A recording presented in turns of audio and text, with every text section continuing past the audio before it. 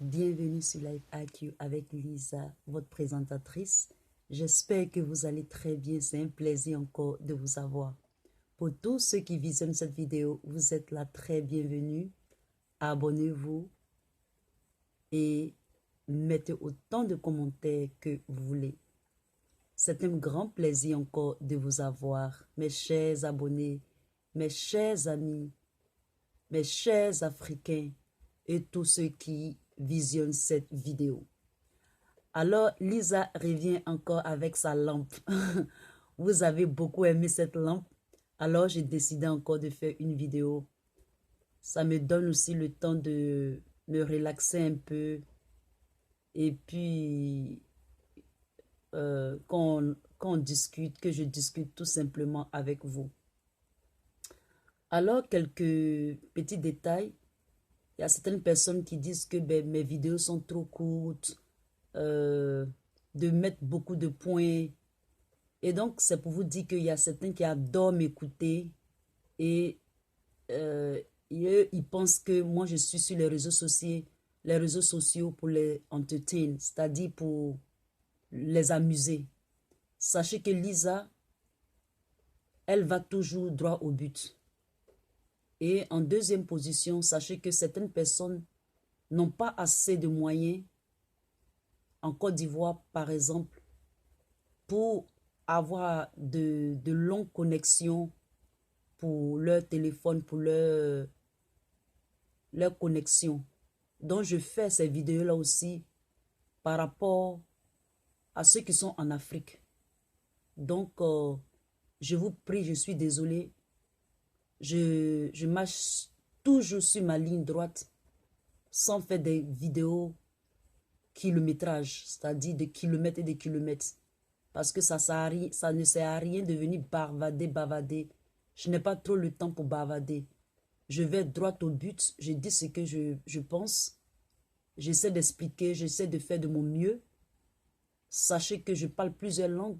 Je peux faire des petites erreurs, mais cela ne décroît pas l'idée générale de mon allocution.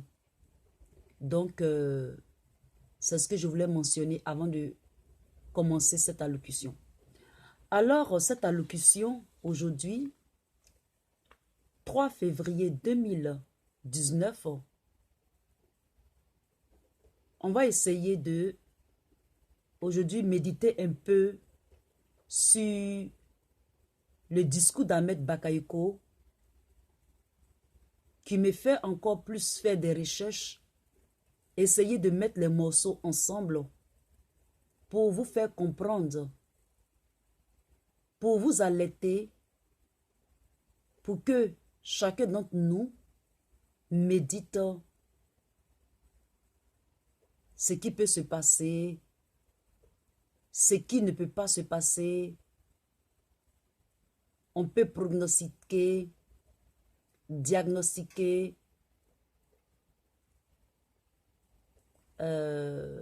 prédire, visualiser, visionner, etc., etc. Je dis toujours merci à Zuckerberg, le créateur de YouTube ou de Facebook, ça dit de Facebook surtout, et au créateur de YouTube.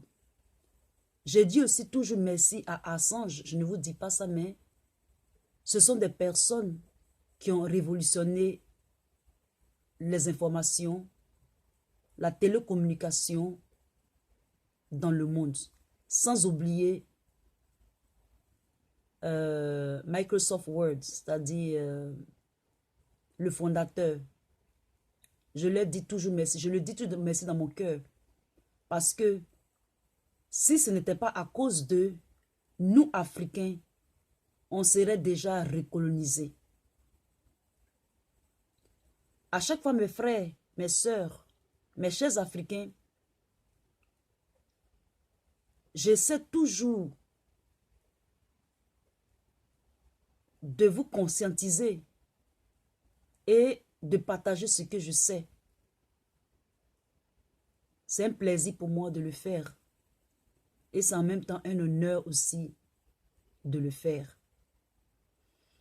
Alors aujourd'hui, nous allons méditer sur, c'est-à-dire les pays souvent qui jouent d'arrière-base pour attaquer d'autres pays. Lorsque on voit le cas des grandes puissances, souvent les grandes puissances s'attaquent par État interposé. Et pourquoi est-ce qu'ils le font?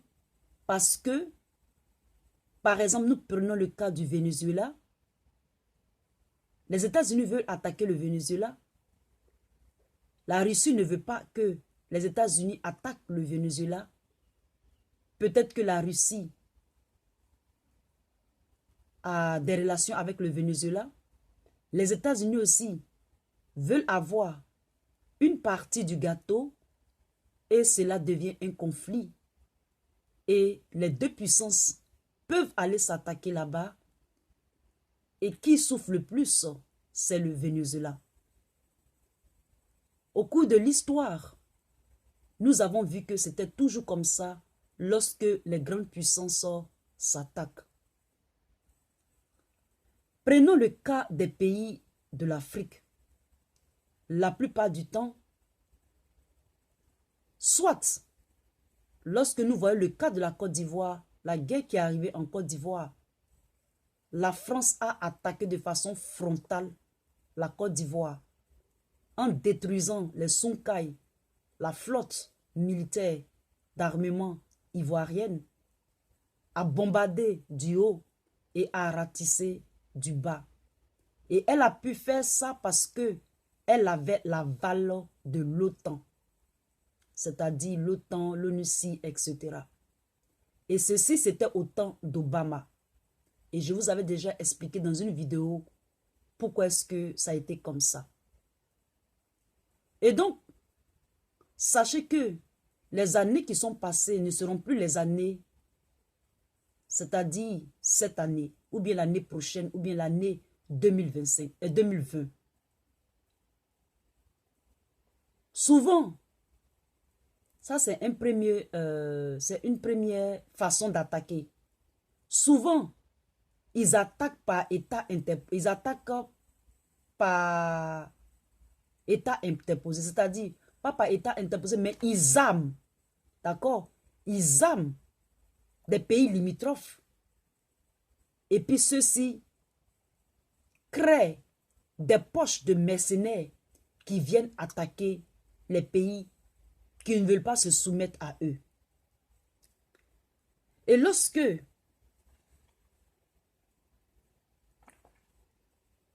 Ahmed Bakayoko a fait son discours, d'abord en changeant les différents, c'est-à-dire les différents chefs d'état-major de l'armée ivoirienne,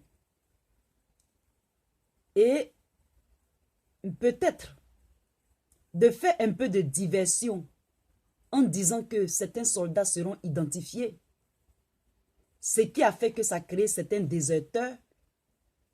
Et ça, je souligne la diversion, c'est-à-dire une diversion, c'est-à-dire c'était un semblant.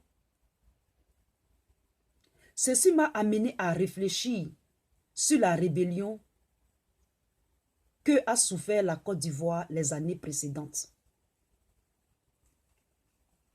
Sachant qu'en Afrique, il y a toujours ce même schéma, c'est-à-dire en Côte d'Ivoire, la dernière fois qu'il y a eu des troubles, le Burkina Faso a servi d'arrière-base. Et donc, la question qui se posera, que vous verrez même dans le titre de la vidéo, le Mali, la Guinée, le Burkina, servirait-il de poche terroriste armée pour attaquer la Côte d'Ivoire en 2020? Question.